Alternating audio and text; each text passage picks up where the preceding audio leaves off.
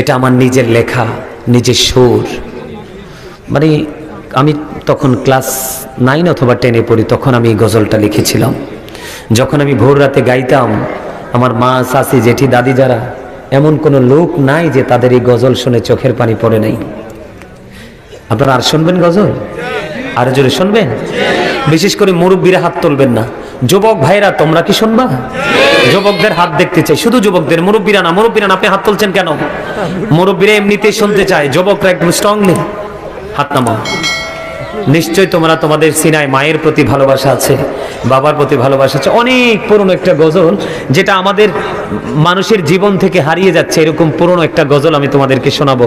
তোমরা পারলে আমার সাথে একটু সুর দিবে। রাজি আছো? আপনারা শুনবেন?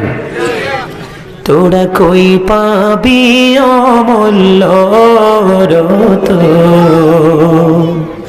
আমার মায়েরই মতন রে, নাই দরদি বলেন। তোরা কই পাবি অমূল্য রতন, আমার মায়েরই মতন রে, নাই দরদি, নাই দরদি। বিজা জাগায় মাই শুয়া, শুকনা জাগায় আমায় রাইখায়। ও সে কত কষ্ট করলেন মাই, আমার লালনার পালন রে, নাই দরদি বলেন না। তোরা কই পাবি অমূল্য রতন, আমার মায়েরই মতন রে, নাই দরদি। আমার মায়ে মইরা গেলে আমি কাকে ডাকবো মা বলি, মা মা গো। ও সে কত কষ্ট করলেন মায়ে, আমার লালনার পালন রে, নাই দরদি। যেই সারজনে কান্দে লয়া, আমি কোথায় যাব মাকে নিয়া।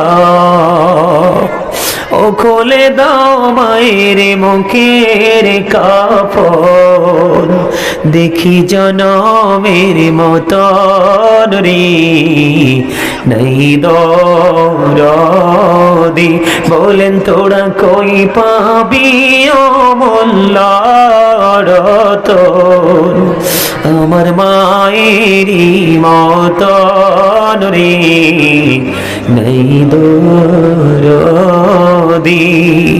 অন্ধকার কবরের মাঝে কি জানি কি আজব হবে গো, ও সে মাফ করে দাও আল্লাহ মাবুদ, আমার জনম দুঃখিনী মাকে, নাই দরদি। তোরা কই পাবি অমূল্য রতন, আমার মায়েরই মতন রে, নাই দরদি। মারহাবা বলেন না, আরো জোরে বলেন না মারহাবা।